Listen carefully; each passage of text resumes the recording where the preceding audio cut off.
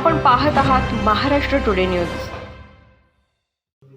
जालना तालुक्यातील मौजपुरी पोलीस ठाण्याच्या हद्दीतील रामनगर साखर कारखाना परिसरात, बुलढाणा जिल्ह्यातील तामगाव पोलीस ठाणे हद्दीतील संग्रामपूर येथील स्टेट बँक ऑफ इंडिया बँकेचे एटीएम मशीन पहाटे चोरी करून ते फोडण्याच्या इराद्याने आलेल्या दरोडेखोरांना मौजपुरी पोलिसांनी अटक करून त्यांच्या ताब्यातून 5,50,000 रुपयांचा मुद्देमाल जप्त केला आहे।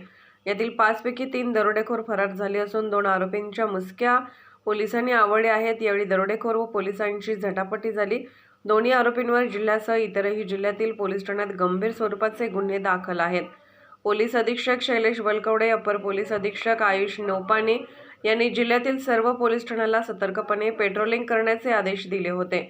मौजपुरी पोलीस ठाण्याचे सहाय्यक पोलीस निरीक्षक मिथुन घुगे यांच्या सूचनेप्रमाणे पोलीस उपनिरीक्षक नेटके, सहाय्यक फौजदार Prakash Jadhav, police head constable Nitin Kharat, police head constable Surendra Korde, चालक पोलीस हेड कॉन्स्टेबल भगवान खरात, प्रदीप पाचरणे, अविनाश मोटे रविवारी 9 वाजण्याच्या सुमारास मौजपुरी पोलीस ठाण्याच्या हद्दीत पेट्रोलिंग करत असताना खबऱ्याकडून बातमी मिळाली की काही जण दरोडा टाकण्याच्या तयारीत रामनगर कारखाना परिसरातील हॉटेल लंकाच्या पाठीमागील पांढऱ्या घराच्या पाठीमागे काही जण काहीतरी दखलपात्र गुन्हा करण्याच्या उद्देशाने दबा धरून बसले आहेत।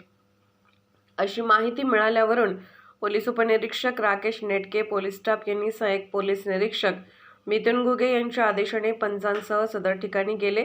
तिथे 5 जण अशोक लेलँड वाहनाच्या मागे दबा धरून बसलेले दिसल्याने पंचांसमक्ष तिथे जाऊन त्यांना पकडण्याचा प्रयत्न केला। त्यांनी पोलिसांसोबत झटापट केल्याने पोलिसांनी योग्य त्या बळाचा वापर करून त्यातील 2 दरोडेखोरांना पकडले असून 3 जण तेथून पळून गेले आहेत। पकडलेल्या इसमांची अंगझडती घेतली असता त्यांच्याजवळ दरोडा टाकण्याचे साधन साहित्य मिळून आले। त्यांच्या ताब्यातील अशोक लेलँड पिकअप वाहनाची झडती घेतली असता त्यामध्ये स्टेट बँक ऑफ इंडिया बँकेचे एटीएम मशीन अर्धवट तुटलेले तसेच इतर साधन साहित्य असे एकूण 5,50,000 रुपये किमतीचा मुद्देमाल सापडला आहे। महाराष्ट्र टुडे मराठीसाठी ब्युरो रिपोर्ट विलास गायकवाड, जालना।